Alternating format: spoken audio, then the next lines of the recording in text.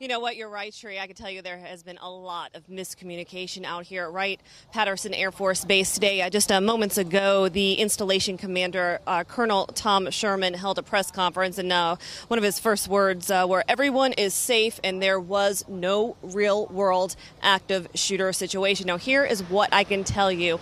As far as what we know, what we're being told, throughout the week, there have been training exercises, active shooter training exercises all across the base here.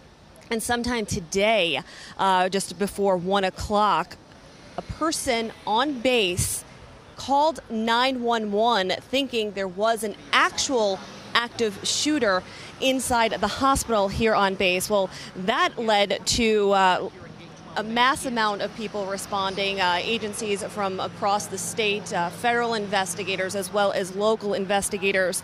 Well, as a result, Wright-Patterson says security forces responded and began a sweep, clearing the entire hospital in an attempt to breach a door that was locked. Wright-Pat says a security officer did discharge his firearm to open the door and continue the sweep out of the facility. Meanwhile, everything was placed on lockdown.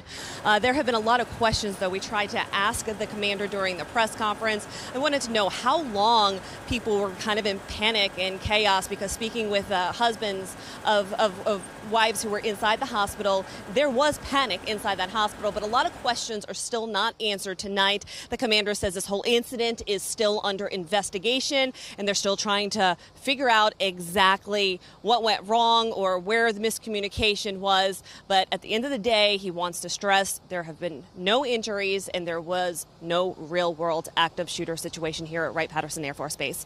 Reporting live in Greene County, Karen Johnson, WLWT News 5. Well, thank goodness for that. All right, Karen, thank you. A short distance from where Karen is right now is WLWT News 5's investigative reporter Todd Dykes. He was in a position to see the hospital itself. Yeah, Todd, live right now. Todd, what did you see as all this was unfolding? Yeah, Mike, Sheree, I can tell you when we arrived, there was still a great deal of uncertainty about just what was happening in the medical center that you can see in the distance behind me. I can tell you we first arrived, went to Gate A. That's where we saw an ambulance, other emergency crews, long lines of traffic trying to access the base. From there, we made our way to a spot just off State Route 444, and that's where we did get our first glimpse of the hospital, where today's confusing situation all unfolded. Fortunately, we were able to see a number of people, a couple dozen people at least, walking calmly and casually out of the medical center. That was certainly a good sign, considering we were a fair distance away, unsure exactly what was happening, but to see the pace of them walking at a casual rate, that indicated that it was not really any sign of obvious panic. And that's the news that people who live near the base were happy to hear, especially those like Deborah Willis, who has loved ones who work on the base. My sister and my brother-in-law, they work at the base.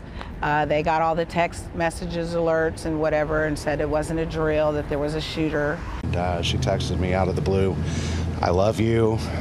I appreciate everything you do. Please take care of the girls and my grandbaby," and and I just kind of had a moment. Now, you first heard there from Deborah Willis, who has a sister and brother-in-law who work in the base. That second interview with a man named Andy Kramer. His wife works at Wright-Pat in the medical center. You can tell he was absolutely alarmed, panicked, didn't know what was happening. Thankfully, things have settled down at this point, but still, as Karen indicated, a whole lot of questions that need to be answered. Reporting live tonight in Greene County, Todd Dykes, WLWT News 5.